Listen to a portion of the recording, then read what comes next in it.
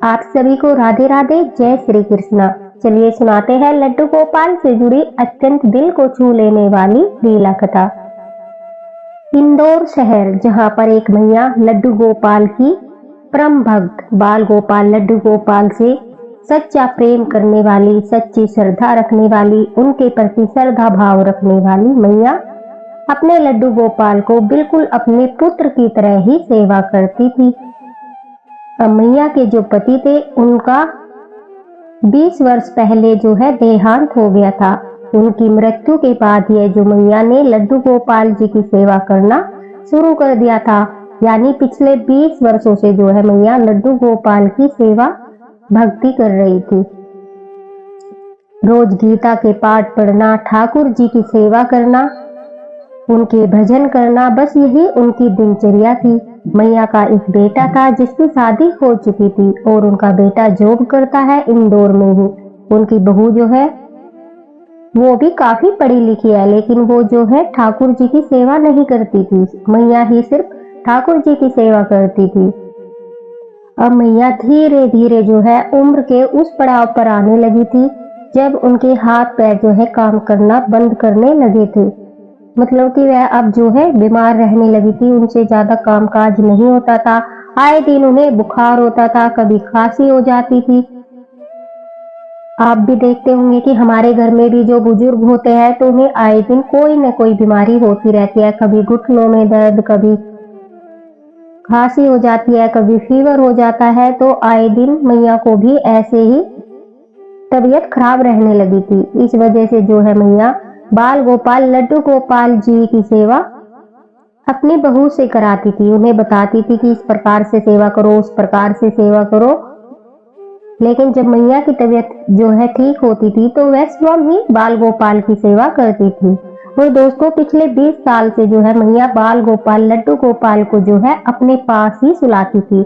जैसे एक मैया अपने पुत्र को अपने पास सुलाती है, उसी प्रकार जो है मैया भी बाल गोपाल लड्डू गोपाल को हमेशा अपने पास ही सुलाती थी। लेकिन अब उम्र के इस पड़ाव पर आकर अब उनसे कभी कभी जैसा किसी दिन तबीयत खराब हो गई तो किसी दिन उन्हें बुखार हो गया, तो इस वजह से मैया स्नान नहीं कर पाती थी। और स्नान न करने के कारण वह उस दिन जो है बाल गोपाल लड्डू गोपाल को अपने पास नहीं सुलाती थी। उन्हें बाल गोपाल जी को जो है मंदिर में ही सुलाना पड़ता था, क्योंकि मैया को इस बात का अच्छे से ज्ञान था कि अगर हमने स्नान नहीं किया, हम पवित्र नहीं है, तो लड्डू गोपाल को जो है अपने पास नहीं सुलाना चाहिए।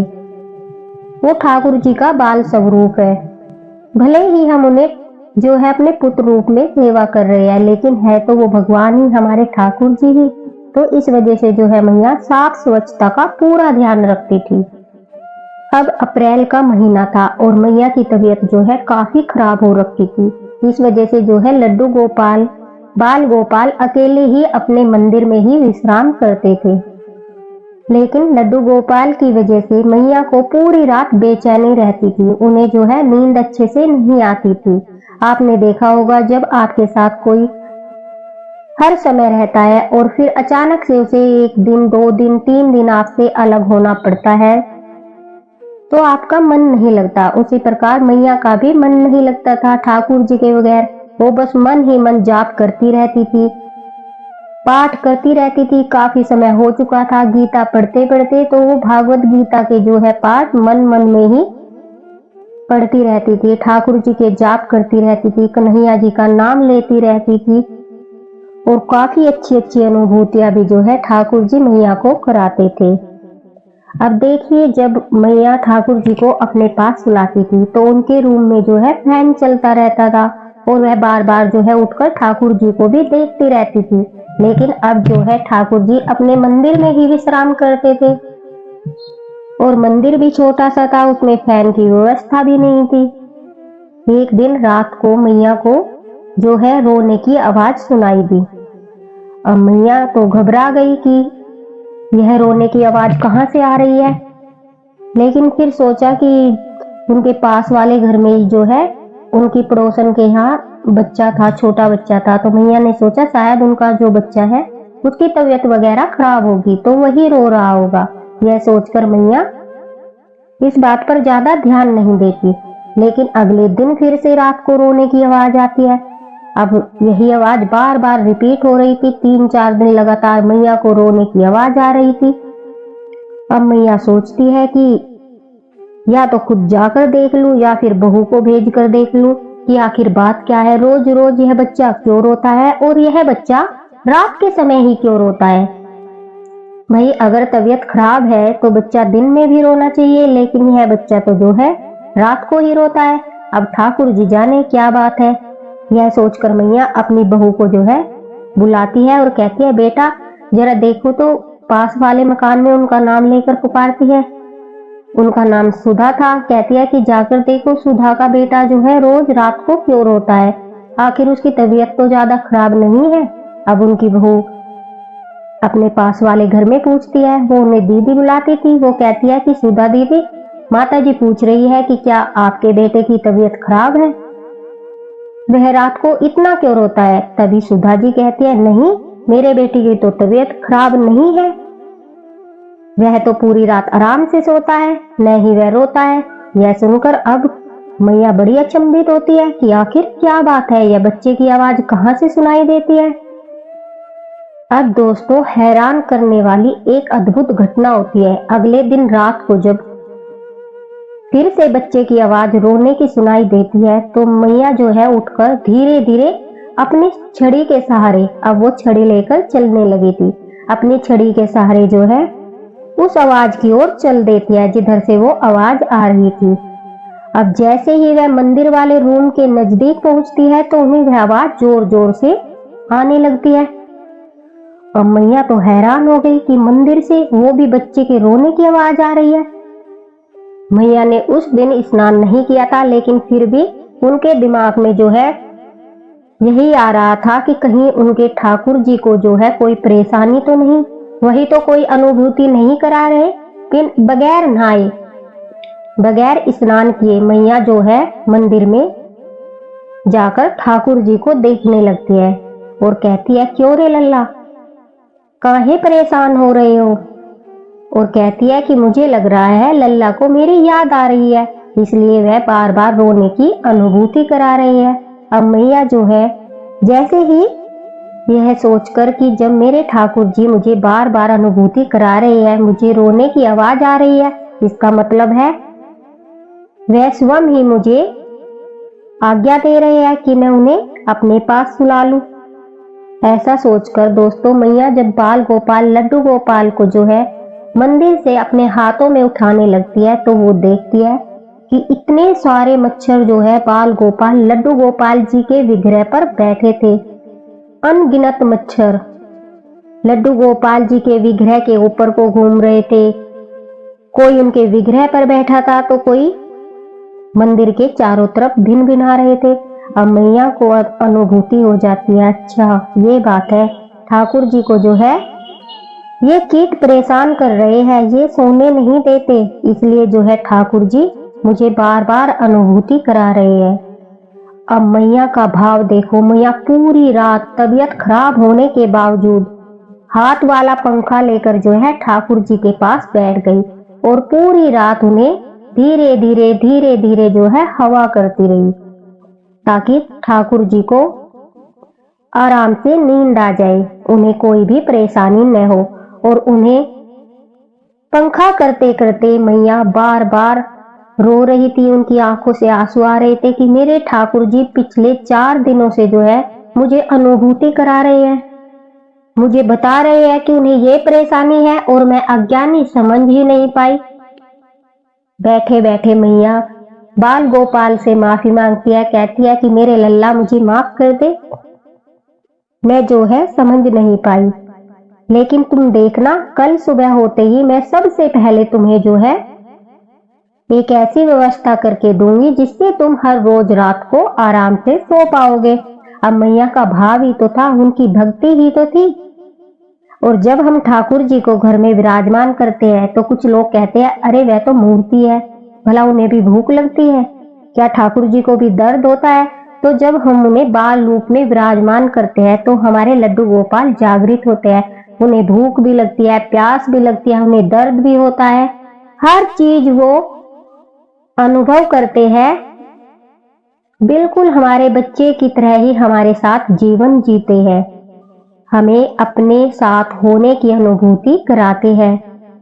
ऐसे ही नहीं सब लड्डू गोपाल जी की भक्ति में पागल है, ठाकुर जी की भक्ति में पागल है, उनकी भक्ति में आनंद है, अनुभूतियां होती है, लीलाएं दिखाई देती है, इसीलिए सब ठाकुर जी के प्रेम में पागल है। अब मैया सुबह होते ही जो है अपनी बहू को आवाज लगाती है और कहती है, बहू मेरा लल्ला जो है पूरी रात भर सो नहीं पाता, उसे जो है मच्छर काटते हैं और वह परेशान रहता है। वह रोने की आवाज किसी और की नहीं बल्कि मेरे लल्ला की थी। एक काम करो, तुम मार्केट जाओ और वहां से अच्छी सी जो है उनके लिए एक मच्छरदानी खरीद कर लाओ। अब मेरे बाल गोपाल उसी में सोएंगे। अब मैया की बात सुनकर बहू बड़ी जोर से हंसने लगी, कहने लगी, अरे मैया बुढ़ापे में आप पगला गई हो, किस तरह की बातें कर रही हो, वह एक धातु की मूर्ति है, भला धातु की मूर्ति को भी मच्छर काटते हैं, कीट परेशान करते हैं। यह कहकर बहू जो है जोर जोर से हंसने लगी। अब मैया को यह बात सुनकर बड़ा गुस्सा आया और कहने लगी कि बहू तू ठाकुर जी का मजाक मत बना, मेरे ठाकुर जी के बारे में इस तरह की बातें मत कर। वो धातु की मूर्ति नहीं है, उनमें प्राण है, वो जागृत है और वो भी सब महसूस करते हैं, ठंड गर्मी हर तरह से वह महसूस करते हैं, फिर उन्हें मच्छर क्यों नहीं लग सकते। अब बहू इस बात पर माँ जी के साथ बहसने लगती है और फिर कहती है कि कहाँ है आपके ठाकुर जी, कैसे दिखते हैं और क्या करते हैं आपके ठाकुर जी। अब मैया सोचती है कि अगर बाई चांस मुझे कुछ हो गया तो बहू तो जो है ठाकुर जी की सेवा नहीं करेगी, यह तो बहुत बुरा होगा कि मेरे घर में जो है ठाकुर जी की सेवा नहीं होगी। अब वह गुस्से को त्याग कर मैया जो है सोचती है अब बहू को इस बात का ज्ञान कराना ही होगा कि ठाकुर जी कौन है, कहाँ है और क्या कर सकते हैं। यह सोचकर मैया कहती है, ठीक है बहू, तुझे नहीं मानना कि ठाकुर जी नहीं है और वह अनुभव नहीं करते, महसूस नहीं करते, मत मान, लेकिन तेरे इन प्रश्नों के उत्तर मैं तुझे अवश्य दूंगी। अब जो है बहू हंसकर और माता जी की जो मैया है उनकी बातों को हल्के में लेकर चली जाती है और कुछ देर बाद जो है वह मैया के लिए दूध लेकर आती है। अब मैया जो है दूध में बार बार अपनी उंगली घुमाने लगती है, अपनी उंगली घुमाए जा रही है, घुमाए जा रही है। अब बहू सोचती है कि क्या मैया पागल हो गई जो दूध में उंगली घुमा रही है।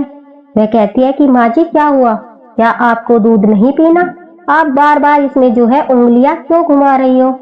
अब मैया कहती है कि बहू मैं मक्खन निकाल रही हूँ। अब बहू सोचती है कि मैया तो जो है सचमुच पागल हो गई है, कभी कहती है कि मेरे ठाकुर जी जो है बाल गोपाल उनको मच्छर काट रहे हैं और कभी कहती है कि मैं दूध से मक्खन निकाल रही हूँ। अब बहू हंसकर कहती है, अरे मैया जी मक्खन ऐसे नहीं निकलता, पहले इसकी दही जमानी होगी, उसके बाद प्रक्रिया करनी होगी, इसे हांडी में घुमाना होगा, उसके बाद मक्खन निकलेगा। तो मैया हंसकर कहती है, बहू मैं भी तो तुझे वही समझाना चाहती हूँ कि पहले ठाकुर जी को समझने के लिए उनके अनुभव, उनकी अनुभूतियां को जानने के लिए, उनकी लीलाएं देखने के लिए तुम्हें पहले उनकी भक्ति करनी होगी, प्रक्रिया से गुजरना होगा, तप करना होगा, जाप करने होंगे, सच्चे मन से श्रद्धा भाव से भक्ति करनी होगी, तभी तो तुम्हें भी अनुभूति कराएंगे कि वे सचमुच सब कुछ अनुभव करते हैं, सब कुछ महसूस करते हैं। मैया कहती है, जा एक काम कर, एक दिया लेकर आ। अब बहू जो है दिया लेकर आती है। मैया चारों तरफ अंधेरा कर देती है, लाइट को बंद कर देती है और फिर दिए को जलाती है। दिए को जलाकर मैया कहती है, अब ये बता बहू तुझे प्रकाश कहाँ दिखाई दे रहा है। अब बहू कहती है कि मुझे तो चारों तरफ प्रकाश दिखाई दे रहा है। कहती है कि यह दिया किस तरफ देख रहा है। कहती है कि माँ जी अगर दिया जल रहा है, उसका प्रकाश चारों तरफ फैल रहा है तो यानी दिया चारों तरफ देख रहा है। अब जो माँ जी थी, मैया थी, वो अपनी बहू को समझाती है कि इसी तरह जो है ठाकुर जी भी हमारे इर्द गिर्द चारों तरफ देखते हैं क्या हो रहा है, कौन क्या कर रहा है, कौन कैसे कर्म कर रहा है, अच्छे कर्म कर रहा है, बुरे कर्म कर रहा है, सब कुछ जो है ठाकुर जी देखते हैं। अब बहू के दिमाग में जो है दूसरी बात भी आ गई थी कि हाँ, जो भगवान है, ठाकुर जी है, वो सबको देखते हैं, सबके कर्म देखते हैं, कौन अच्छा कर्म कर रहा है, कौन बुरा कर्म कर रहा है। अब सुबह होते ही मैया जो है अपनी बहू को लेकर मंदिर जाती है। उनमें जाने की सामर्थ्य नहीं थी, लेकिन उन्हें अपने ठाकुर जी के लिए ये सब करना पड़ रहा था ताकि उनके बाद जो है घर में उनकी अच्छी प्रकार से सेवा हो सके। अब सीढ़ियों से उतरते वक्त मंदिर में दर्शन करने के बाद जो है माँ जी जो है वो मैया अपनी बहू को हल्का सा हाथ से सहारा लेने लगती है, तो उस वजह से जो है बहू का पैर सीढ़ियों से फिसल जाता है और पैर मुड़ जाता है। पैर मुड़ते ही उसके पैर में बड़ी तेज दर्द होता है और वह जो है वहीं सीढ़ियों पर बैठ जाती है। जहां वह बैठी थी उनके चारों तरफ काफी लोग प्रसाद लेने के लिए लाइन में बैठे थे। देखा होगा आपने, मंदिरों की जो सीढ़ी होती है उन पर काफी जो है भिखारी बैठे रहते हैं भिक्षा लेने के लिए, प्रसाद लेने के लिए। तो वहीं पर जो है उनकी बहू बैठ गई क्योंकि उसे दर्द हो रहा था और दर्द भी इतना हो रहा था कि उसे सहन नहीं हो पा रहा था। अब मैया थी जो वह कहती है कि बहू देख, अब तू महारानी बनकर घर में बंद थन कर कैसे बैठी थी और अभी देख कुछ समय बाद तुम कहां पर बैठी हो, तुम इन भिखारियों की लाइन में बैठी हो और कौन जानता है कि तुम अपने घर पर किस हाल में थी। अब प्रसाद देने वाले तो यही समझेंगे कि तुम्हें भी प्रसाद चाहिए। अब देखा ठाकुर जी क्या कर सकते हैं, पल में राजा को रंक और रंक को राजा बना सकते हैं। अब बहू के दिमाग में तो सारी बातें आ गई, वह अच्छी प्रकार से समझ गई और कहने लगी कि माँ जी मैं सब समझ गई। अब दोनों सास बहू जो है मंदिर से आते वक्त ठाकुर जी के लिए जो है एक छोटी सी मच्छरदानी लेकर आते हैं और बहू आकर बाल गोपाल लड्डू गोपाल के चरणों में शीश झुकाकर कहती है कि हे ठाकुर जी, आज तक मैं आपकी अनुभूतियों से जो है अनभिज्ञ थी, मुझे कुछ नहीं पता था क्योंकि मैं अज्ञानी थी, लेकिन मेरी मैया ने मेरा मार्गदर्शन किया, मुझे बताया कि आप हर जगह हो, हर कण में हो, आपके बगैर तो एक पत्ता भी नहीं हिल सकता, आपकी मर्जी के बगैर तो यह संसार ही नहीं चल सकता और यह तो हमारा सौभाग्य है कि हमें आपकी सेवा करने का मौका मिला। अब मैया जो थी वो बड़ी ही खुश थी, आखिरकार उनकी बहू को जो है अकल आ गई थी। उस दिन से मैया की बहू भी पूरे श्रद्धा भाव भक्ति भाव से जो है ठाकुर जी की सेवा में लीन रहने लगी। मैया की जो आखिरी इच्छा थी कि उनकी मृत्यु के बाद जो है बाल गोपाल लड्डू गोपाल की उसी प्रकार से सेवा होती रहे जिस प्रकार से मैया करती थी। अब उनकी बहू को भी ठाकुर जी की अनुभूति होती है, उनकी लीलाएं दिखाई देती है और वह बड़ी ही प्रसन्न है। देखा वक्त तो जो कोई लोग कहते हैं कि ठाकुर जी कुछ महसूस नहीं करते, वह धातु की मूर्ति है, न उन्हें भूख लगती है, न प्यास लगती है और न ही वह बोलते हैं, तो अगर हमारे मन में सच्चा प्रेम है, उनके प्रति श्रद्धा भाव है और विश्वास है, तो वह सब कुछ महसूस करते हैं। उन्हें भूख भी लगती है, उन्हें प्यास भी लगती है, वो हमसे प्रेम भी करते हैं, उन्हें गुस्सा भी आता है, नटखट है, शैतानी भी करते हैं, मतलब हर वो लीलाएं करते हैं ठाकुर जी जब घर में विराजमान होते हैं जो हम उनकी अनुभूति करते हैं। अभी कल की ही बात है, एक लड़का जो था लड्डू गोपाल की हमारे यहीं पर सेवा करता था, तो उसके हाथ से जो है लड्डू गोपाल छूट गए और छूटने के बाद जो है लड्डू गोपाल को वैसे तो कहीं पर मतलब उनका कुछ हाथ पैर वगैरह कुछ नहीं टूटा, लेकिन उस लड़के को जो है ये लगा कि बाल गोपाल को चोट लग गई है। वो बाल गोपाल को लेकर जोर जोर से रोने लगा और पास ही जो डॉक्टर है उसके पास लेकर गया। अब डॉक्टर ने भी उसके भाव उसकी भक्ति को देखकर जो है लड्डू गोपाल को चेक किया और कहा कि बेटा सब ठीक है, तुम रो मत, लड्डू गोपाल तुम्हारे अच्छे है, स्वस्थ है। घबराने की कोई बात नहीं है। तब जाकर वो लड़का जो है चुप हुआ और लड्डू गोपाल को घर लाकर चंदन का लेप लगाकर उनके पास घंटों तक बैठा रहा। ये भक्ति भाव ही तो है। कुछ लोग कहते हैं कि पागल हो गए, बुद्धि नहीं है, भला मूर्ति को भी चोट लगती है, लेकिन जो समझते हैं, ठाकुर जी के भाव समझते हैं, वो सब यही कह रहे थे कि इस लड़के की भक्ति देखो, उसका भाव देखो, ठाकुर जी के प्रति कितना अच्छा भाव है, कितना प्रेम भाव है। तो सब अपनी समझ पर निर्भर करता है कि कौन क्या सोचता है। अगर आप सच्ची भक्ति कर रहे हैं, सच्ची श्रद्धा है, आपके मन में ठाकुर जी के प्रति विश्वास है, तो आप किसी की परवाह मत कीजिए, सिर्फ और सिर्फ ठाकुर जी की भक्ति कीजिए। जो कोई कुछ कह रहा है कहने दीजिए, यह उसका कर्म है और यह उसके कर्म में लिखा जाएगा। हमें तो भक्ति करनी है, हमें तो ठाकुर जी को पाना है। तो अपनी भक्ति करते रहिए, ठाकुर जी पर विश्वास बनाए रखिए, लड्डू गोपाल की सेवा कीजिए। इसी के साथ राधे राधे, जय श्री कृष्णा। अगर आपको लीला कथा पसंद आई हो तो इसे शेयर अवश्य करना। मिलते हैं अगली लीला कथा के साथ, तब तक के लिए राधे राधे। अगर आप भी कोई लीला कथा शेयर करना चाहते हैं तो दोस्तों, मैंने फेसबुक लिंक जो है डिस्क्रिप्शन बॉक्स में दे दिया है। आप वहां पर अपनी कोई भी लीला कथा लड्डू गोपाल से जुड़ी, बांके बिहारी से जुड़ी मेरे साथ शेयर कर सकते हैं। जय श्री कृष्ण।